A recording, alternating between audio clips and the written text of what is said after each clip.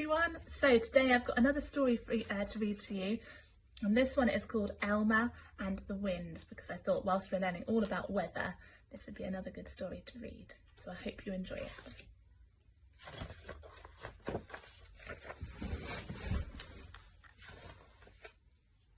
It was a very, very windy day.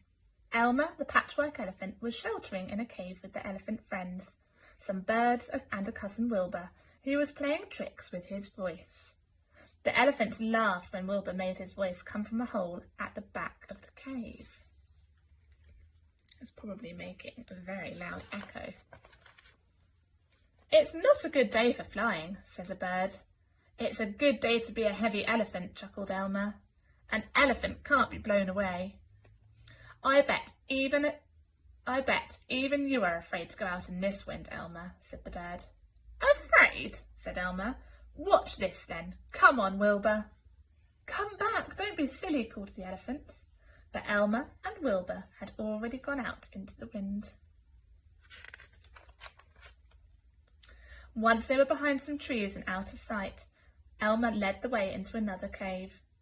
"You're up to something, Elmer," said Wilbur. "Yes," laughed Elmer. "Make your voice come from out there, as if we were still walking away. Sound like me sometimes." "I get it," said Wilbur. His voice came from the distance, sounding like Elmer. "It's hard to move in this wind." Then, like himself, "Careful, Elmer, hold on." The elephants heard the voices and started to worry. Wilbur called, "Hold on to something, Elmer, look out!" "Help!" came Elmer's voice. "Help, I'm flying!" Wilbur called, "Elmer, come back! Elmer, oh help, help!" "Elmer's being blown away, we must help," said an elephant. "If you go out, you'll be blown away too," said a bird. "Form a chain, trunks holding tails," said another elephant. They crept out of the cave, each elephant holding the tail of the elephant in front. "Look at them," said Elmer. "They do look funny." "Come back, you'll be blown away," said Wilbur. The elephants all started to speak at once, but because they were holding on with their trunks, their voices sounding very strange. "We've been fooled. The rotters. It's an Elmer and Wilbur trick." Then they looked back into the cave and looked funnier than ever. When they were safely back in the cave, Elmer and Wilbur returned as well. The elephants enjoyed the joke, but a bird said, "That was very silly, Elmer." "But really, bird," said Elmer, "an elephant can't be blown away. I'll walk to those trees and back to prove it." "Another trick," said an elephant as Elmer walked away. They watched as Elmer disappeared behind some trees. Then they heard Elmer's voice calling, "Help! I can't keep on the ground." The elephants laughed. "Very funny, Wilbur." The voice came again, "Help, I'm flying." The elephants laughed louder than ever. "Oh, it's not me this time," said Wilbur. "Look," said the bird, "it isn't Wilbur." The elephant stared.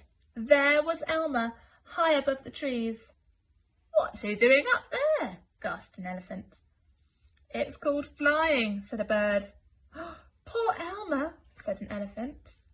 Can you see Elmer flying around? Oh dear.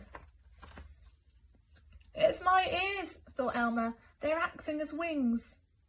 Wilbur and the others seemed very small as he flew away. Poor Elmer. "This is really quite fun," thought Elmer after a while. He could see the other animals sheltering from the wind. They stared to see an elephant fly by. "Is that Elmer?" said a lion. "I expect he's up to another of his tricks." At last the wind dropped and Elmer landed.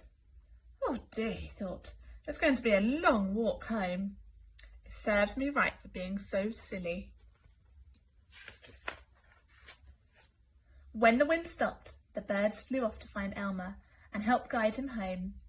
When at last the elephant saw the birds flying above the trees, They knew that Elmer was near. They rushed to meet him to hear about his adventure. "You were wrong, Elmer," said the bird. "An elephant can be blown away." "You were wrong too, bird," laughed Elmer. "It was a lovely day for flying." And that's the end of the story. So I hope you enjoyed that story all about Elmer learning how to fly. But have a lovely time, and I'll see you very soon.